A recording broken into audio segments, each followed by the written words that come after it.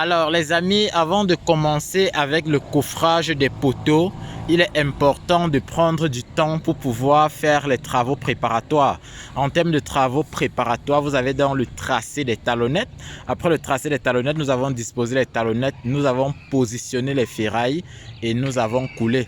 Vous avez les coffres qui sont déjà prêts. Je rappelle que nous avons utilisé les coffres de l'étage précédent pour pouvoir minimiser les coûts. Comme les poteaux ont maintenu leur section, on a simplement diminué la hauteur.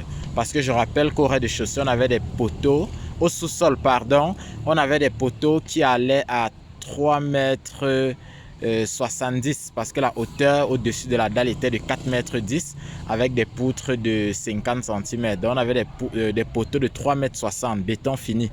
Désormais, nous avons des poteaux de 2 mètres 90. On a simplement réduit la hauteur et parallèlement, on a fabriqué des cales béton parce que nous travaillons dans une mesure où on se bat à pouvoir offrir quelque chose de propre. L'idée est de réduire au maximum les marges d'erreur pour avoir un ouvrage de qualité. Vous avez dans le coffrage des poteaux qui va démarrer dans les prochains jours. Mais avant cela, il faut vérifier que les talonnettes sont bel et bien alignées. Je prends un exemple. Vous avez une talonnette à l'angle là-bas. Vous avez une autre talonnette à cet angle.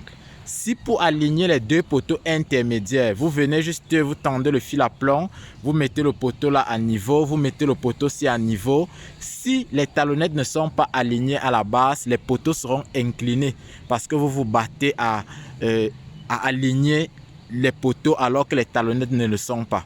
Par contre, si vous décidez de plomber chaque poteau, les poteaux ne seront pas alignés. Donc, il y a deux options. Premièrement, les talonnettes ne sont pas alignées, les poteaux sont inclinés mais alignés en haut.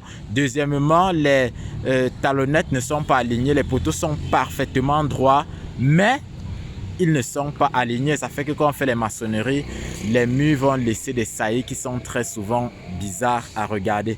Donc après avoir coulé les talonnettes, on vérifie d'abord qu'elles sont bel et bien alignées. Ça fait que si vous confiez le travail à un technicien, vous lui dites par exemple de coffrer les poteaux, il ne viendra pas vous donner une raison pour laquelle les poteaux ne sont pas alignés. Parce qu'à la base, vous l'aurez mis en garde en lui montrant que les talonnettes sont alignées. C'est pourquoi nous prenons toujours le soin de ne pas confier certaines tâches à des tierces personnes. Il y a des tâches qui méritent d'être faites par une main assez pointue. Vous avez dans cette file de poteaux, la ficelle a été tendue et les poteaux où on a la plus grande marge, ce sont des affaires de 2 mm. 2 mm et on peut comprendre 2 mm, ça passe et puis d'ici là, vous allez donc vivre le coffrage des premières vagues de poteaux.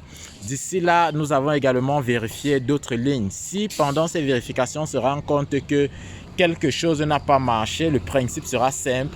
On va simplement détruire la talonnette et on va reprendre parce que l'idée est d'avoir quelque chose d'assez propre. On reviendra sur la longueur de coupe des poteaux afin que vous fassiez une idée parce que désormais il n'est plus question d'avoir des fers en attente court.